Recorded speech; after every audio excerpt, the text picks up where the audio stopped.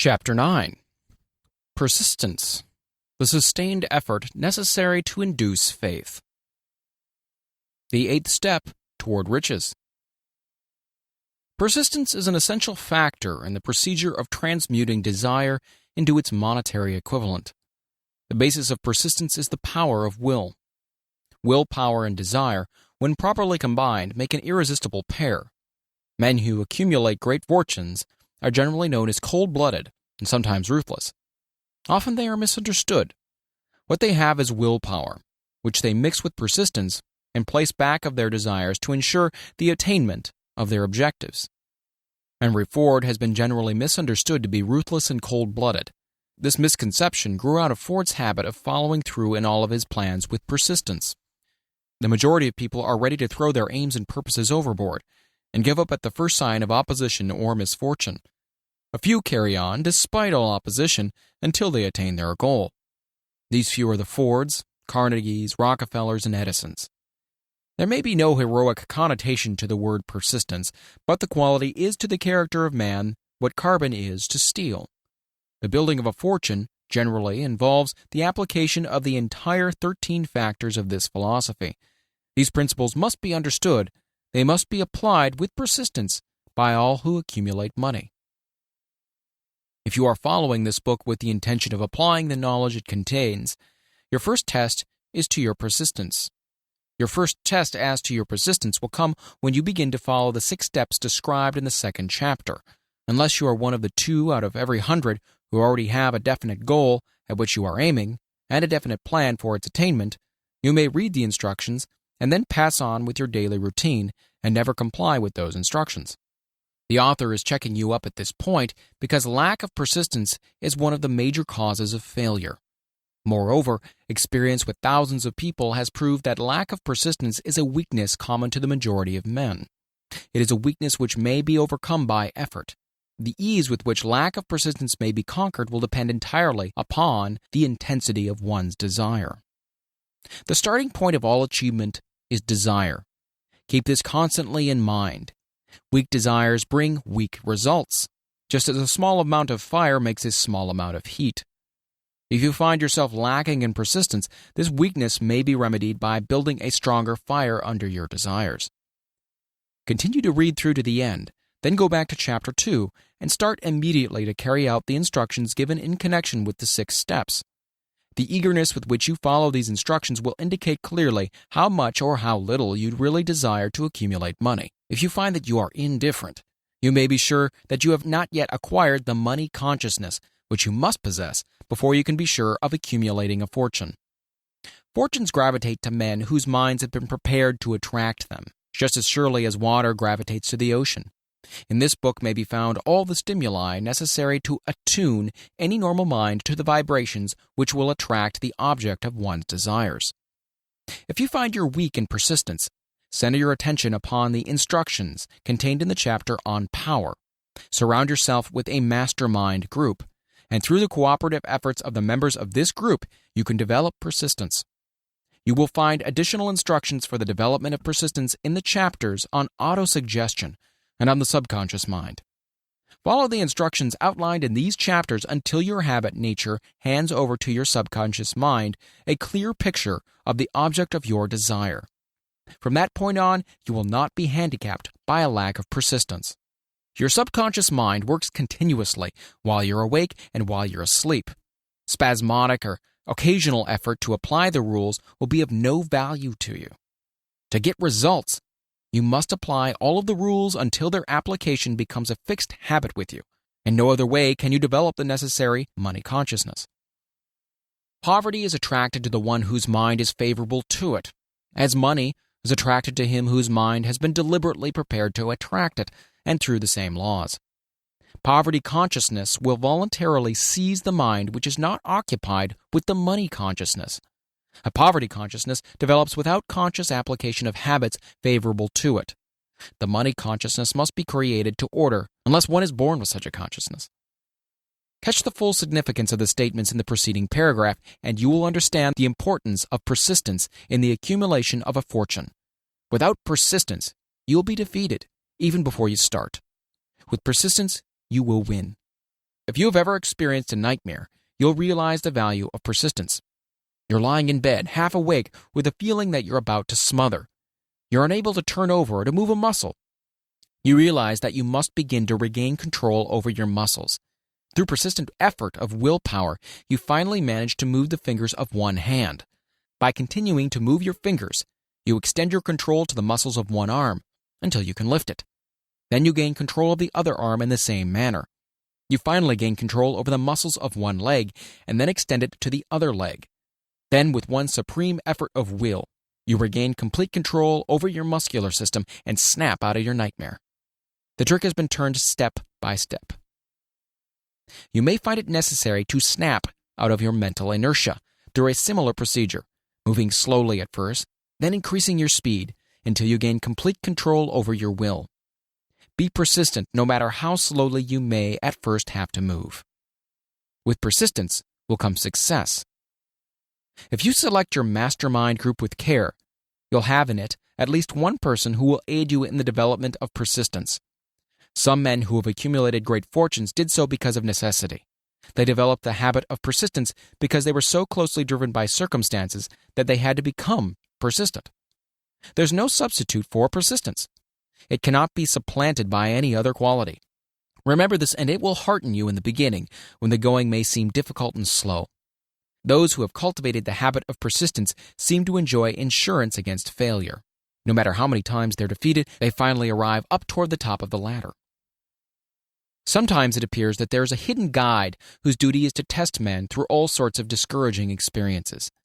Those who pick themselves up after defeat and keep on trying arrive, and the world cries, "Bravo, I knew you could do it." The hidden guide lets no one enjoy great achievement without passing the persistence test. Those who can't take it simply can't make the grade. Those who can take it are bountifully rewarded for their persistence. They receive as their compensation whatever goal they're pursuing. This is not all. They receive something infinitely more important than material compensation, the knowledge that every failure brings with it the seed of an equivalent advantage. There are exceptions to this rule. A few people know from experience the soundness of persistence. They are the ones who have not accepted defeat as being anything more than temporary. They are the ones whose desires are so persistently applied that defeat is finally changed into victory. We who stand on the sidelines of life see the overwhelmingly large number who go down in defeat, never to rise again. We see the few who take the punishment of defeat as an urge to greater effort. These fortunately never learn to accept life's reverse gear. But what we do not see, what most of us never suspect of existing, is the silent but irresistible power which comes to the rescue of those who fight on in the face of discouragement. If we speak of this power at all, we call it persistence, and let it go at that. One thing we all know, if one does not possess persistence, one does not achieve noteworthy success in any calling. As these lines are being written, I look up from my work and see before me, less than a block away, the great mysterious Broadway, the graveyard of dead hopes, and the front porch of opportunity. From all over the world, people have come to Broadway, seeking fame, fortune, power, love, or whatever it is that human beings call success. Once in a great while, someone steps out from the long procession of seekers, and the world hears that another person has mastered Broadway. But Broadway is not easily nor quickly conquered. She acknowledges talent, recognizes genius, pays off in money only after one has refused to quit. Then we know he has discovered the secret of how to conquer Broadway. The secret is always inseparably attached to one word: persistence. The secret is told in the struggle of Fannie Hurst, whose persistence conquered the Great White Way. She came to New York in 1915 to convert writing into riches. The conversion did not happen quickly, but it came. For 4 years, Miss Hurst learned about the, quote, sidewalks of New York from first-hand experience. She spent her days laboring and her nights hoping. When hope grew dim, she did not say, "All right, Broadway, you win." She said, "Very well, Broadway, you may whip some, but not for me. I'm going to force you to give up." One publisher, the Saturday Evening Post, sent her 36 rejection slips before she broke the ice and got a story across. The average writer, like the average in other walks of life, would have given up the job when the first rejection slip came. She pounded the pavement for 4 years to the tune of the publisher's no, because she was determined to win. Then came the payoff. The spell had been broken. The unseen guide had tested Fanny Hurst, and she could take it. From that time on, publishers made a beaten path to her door. Money came so fast she hardly had time to count it. Then the moving picture men came, discovered her, and money came not in small change but in floods. The moving picture rights to her latest novel, Great Laughter, brought $100,000, said to be the highest price ever paid for a story before publication. Her royalties from the sale of the book probably will run much more. Briefly, you have a description of what persistence is capable of achieving. Fanny Hurst is no exception. Wherever men and women accumulate great riches, you may be sure they have first acquired persistence. Broadway will give any beggar a cup of coffee and a sandwich, but it demands persistence of those who go after the big stakes. Kate Smith will say amen when she reads this. For years, she sang without money and without price before any microphone she could reach. Broadway said to her, "Come on, get it, if you can take it." She did take it, until one happy day Broadway got tired and said, "What's the use? You don't know when you're whipped, so name your price and go to work in earnest." Miss Smith named her price. And it was plenty, a way up and figure so high that 1 week's salary is far more than most people make in a whole year. Verily, it pays to be persistent. And here is an encouraging statement which carries with it a suggestion of great significance. Thousands of singers who excel Kate Smith are walking up and down Broadway looking for a break without success. Countless others have come and gone. Many of them sang well enough, but they failed to make the grade because they lacked the courage to keep on keeping on, until Broadway became tired of turning them away. Persistence is a state of mind, therefore it can be cultivated. Like all states of mind, persistence is based upon definite causes, among them these. A. Definiteness of purpose. Knowing what one wants is the first and perhaps the most important step towards the development of persistence. A strong motive forces one to surmount many difficulties. B. Desire. It is comparably easy to acquire and to maintain persistence in pursuing the object of intense desire. C. Self-reliance. Belief in one's ability to carry out a plan encourages one to follow the plan through with persistence. Self-reliance can be developed through the principle described in the chapter on autosuggestion. D. Definiteness of plans. Organized plans, even though they may be weak and entirely impractical, encourage persistence. E. Accurate knowledge. Knowing that one's plans are sound, based upon experience or observation, encourages persistence. Guessing instead of knowing destroys persistence. F. Cooperation. Sympathy, understanding, and harmonious cooperation with others tends to develop persistence. G. Willpower. The habit of concentrating one's thoughts upon the building of plans for the attainment of definite purpose leads to persistence. H. Habit. Persistence is the direct result of habit.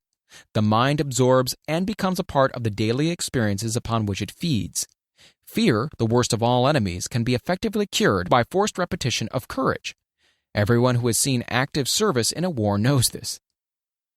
Before leaving the subject of persistence, take inventory of yourself and determine in what particular, if any, you are lacking in this essential quality. Measure yourself courageously, point by point, and see how many of the 8 factors of persistence you lack. The analysis may lead to discoveries that will give you a new grip on yourself. Symptoms of lack of persistence. Here you'll find the real enemies which stand between you and noteworthy achievement. Here you'll find not only the symptoms indicating weakness of persistence, but also the deeply seated subconscious causes of this weakness. Study the list carefully and face yourself squarely, if you really wish to know who you are and what you are capable of doing. These are the weaknesses which must be mastered by all who accumulate riches. 1. Failure to recognize and to clearly define exactly what one wants. 2. Procrastination with or without cause, usually backed up with a formidable array of alibis and excuses. 3. Lack of interest in acquiring specialized knowledge. 4. Indecision, the habit of passing the buck on all occasions instead of facing issues squarely. It's also backed by alibis. 5. The habit of relying upon alibis instead of creating definite plans for the solution of problems. 6.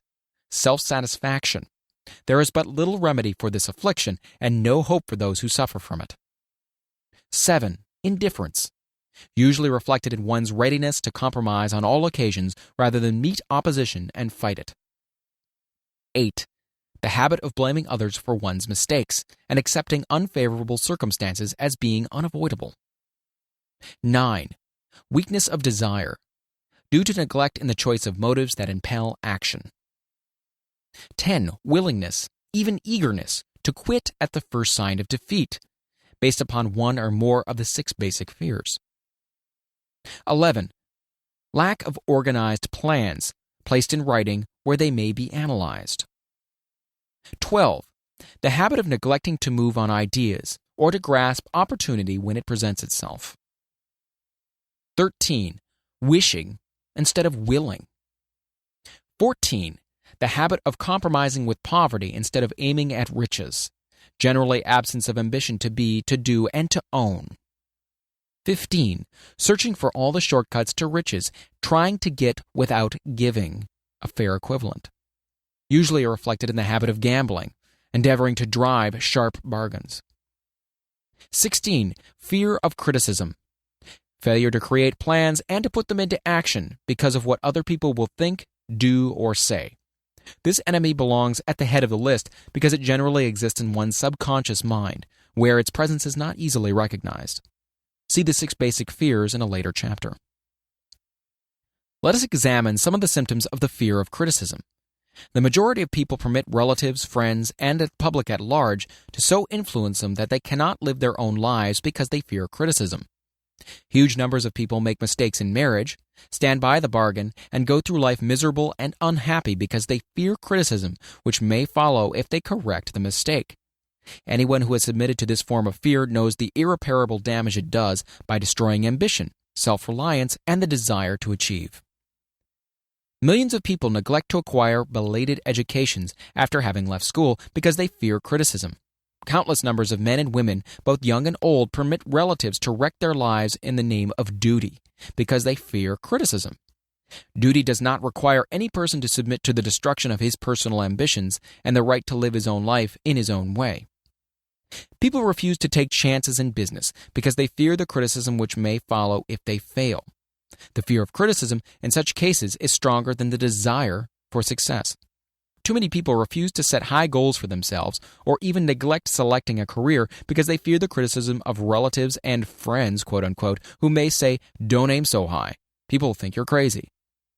When Andrew Carnegie suggested that I devote 20 years to the organization of a philosophy of individual achievement, my first impulse of thought was fear of what people might say.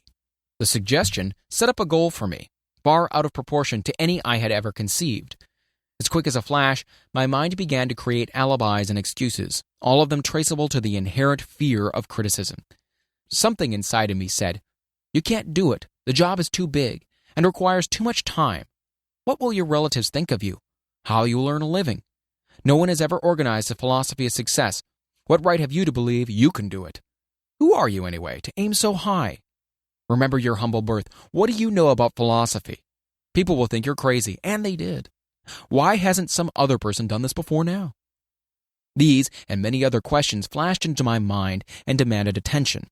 It seemed as if the whole world had suddenly turned its attention to me with the purpose of ridiculing me into giving up all desire to carry out Mr. Carnegie's suggestion. I had a fine opportunity then and there to kill off ambition before it gained control of me. Later in life, after having analyzed thousands of people, I discovered that most ideas are stillborn and need the breath of life injected into them through definite plans of immediate action. The time to nurse an idea is at the time of its birth. Every minute it lives gives it a better chance of surviving. The fear of criticism is at the bottom of the destruction of most ideas which never reach the planning and action stage. Many people believe that material success is the result of favorable breaks. There's an element of ground for the belief, but those depending entirely upon luck are nearly always disappointed because they overlook another important factor which must be present before one can be sure of success. It is the knowledge with which favorable breaks can be made to order. During the Depression, W.C. Fields, the comedian, lost all of his money and found himself without income, without a job, and his means of earning a living, vaudeville, which no longer existed. Moreover, he was past 60 when many men considered themselves old. He was so eager to stage a comeback that he offered to work without pay in a new field, movies. In addition to his other troubles, he fell and injured his neck. To many, that would have been the place to give up and quit. But Fields was persistent. He knew that if he carried on, he would get the breaks sooner or later. And he did get them, but not by chance. Marie Dressler found herself down and out, with her money gone, with no job, when she was about 60. She too went after the breaks and got them. Her persistence brought on astounding triumph late in life, long beyond the age when most men and women are done with ambition to achieve. Eddie Cantor lost his money in the 1921 stock crash, but he still had his persistence and his courage. With these plus 2 prominent eyes, he exploited himself back into the income of $10,000 a week. Verily, if one has persistence, one can get along very well without many other qualities. The only break anyone can afford to rely upon is a self-made break. These come through the application of persistence. The starting point is definiteness of purpose. Examine the first 100 people you meet. Ask them what they want most in life, and 98 of them will not be able to tell you. If you press them for an answer, some will say security. Many will say money. A few will say happiness. Others will say fame and power. And still others will say social recognition, ease in living, ability to sing, dance, or write. None of them will be able to define these terms or give the slightest indication of a plan by which they hope to attain these vaguely expressed wishes. Riches do not respond to wishes. They respond only to definite plans, backed by definite desires through constant persistence. How to develop persistence? There are 4 simple steps which lead to the habit of persistence. They call for no great amount of intelligence, no particular amount of education, and but little time or effort. The necessary steps are: 1. A definite purpose backed by a burning desire for its fulfillment. 2. A definite plan expressed in continuous action. 3.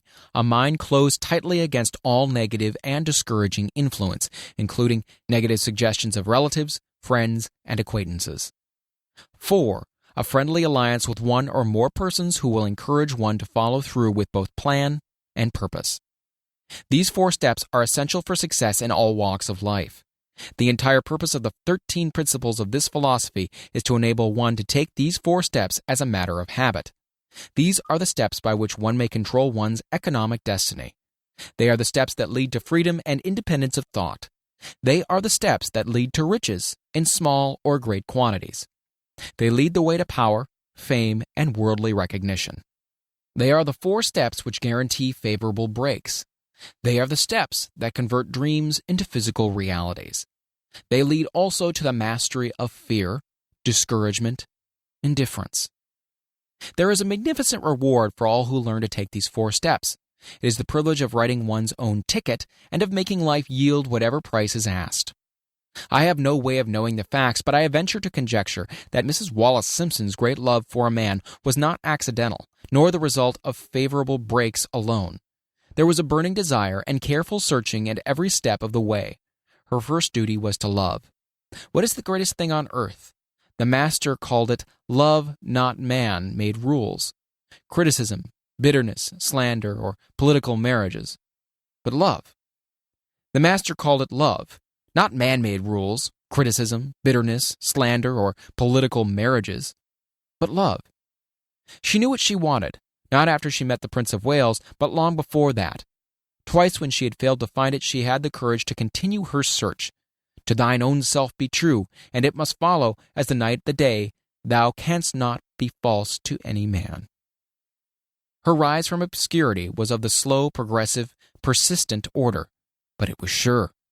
She triumphed over unbelievably long odds, and no matter who you are or what you may think of Wallace Simpson or the king who gave up his crown for her love, she is an astounding example of applied persistence, an instructor on the rules of self-determination from whom the entire world might profitably take lessons.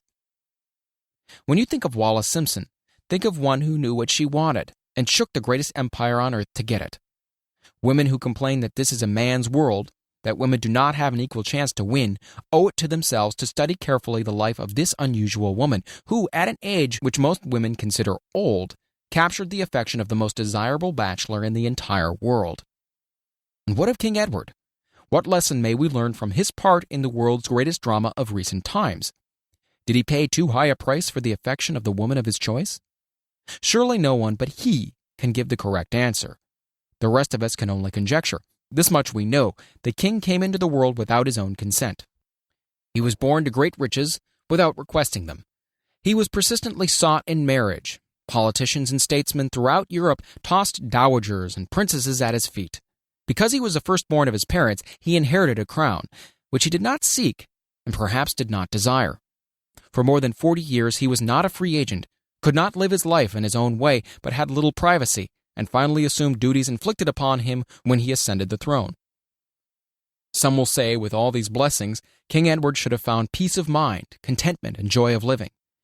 The truth is that back of all the privileges of a crown, all the money, the fame, and the power inherited by King Edward, there was an emptiness which could be filled only by love. His greatest desire was for love. Long before he met Wallace Simpson, he doubtless felt this great universal emotion tugging at the strings of his heart, beating upon the door of his soul, and crying out for expression. But when he met a kindred spirit, crying out for the same holy privilege of expression, he recognized it, and without fear or apology, opened his heart and bade it enter. All the scandal-mongers in the world cannot destroy the beauty of this international drama, through which two people found love and had the courage to face open criticism, renounce all else, to give it holy expression. King Edward's decision to give up the crown of the world's most powerful empire for the privilege of going the remainder of the way through life with the woman of his choice was a decision that required courage. The decision also had a price, but who has the right to say the price was too great?